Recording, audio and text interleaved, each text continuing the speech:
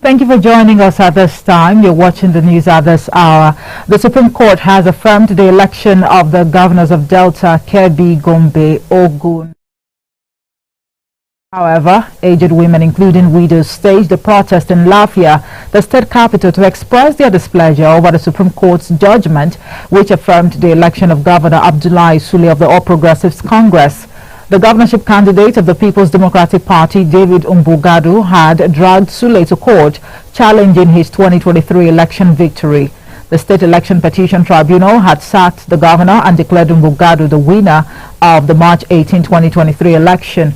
But the appeal court reinstated SULE and held that the tribunal wrongly relied on the evidence of 8 of the PDP witnesses whose statements on oath were not front-loaded alongside the petition.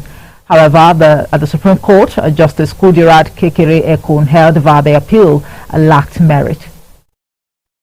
The Federal Airports Authority of Nigeria says it relocated its corporate headquarters from Abuja to Lagos to reduce expenditures. This is contained in a statement in Abuja by the Director, Public Affairs and Consumer Protection, Obiageli Ora. According to her, the Minister of Aviation and Aerospace Development, Festus Keyamo, gave the order for the relocation to stop the waste of public resources and rip-offs on the public purse. The chairman of the Economic and Financial Crimes Commission, Ola Olukoyede, has raised alarm about the craze for gratification and bribes among the commission's investigators, noting that he had a process in motion to fish them out. Olukoyede made this disclosure while addressing staff members of the anti-graft agency at the commission's headquarters in Abuja.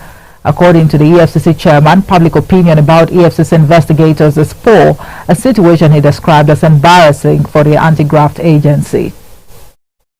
And from the international front, Israeli Prime Minister Benjamin Netanyahu says he has told the United States that he opposes the establishment of a Palestinian state once the conflict in Gaza comes to an end.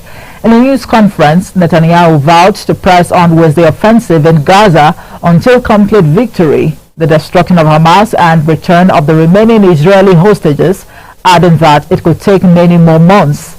Israel's allies, including the U.S. and many of its foes, have urged a revival of the long-dormant two-state solution in which a future Palestinian state would sit side by side with an Israeli one.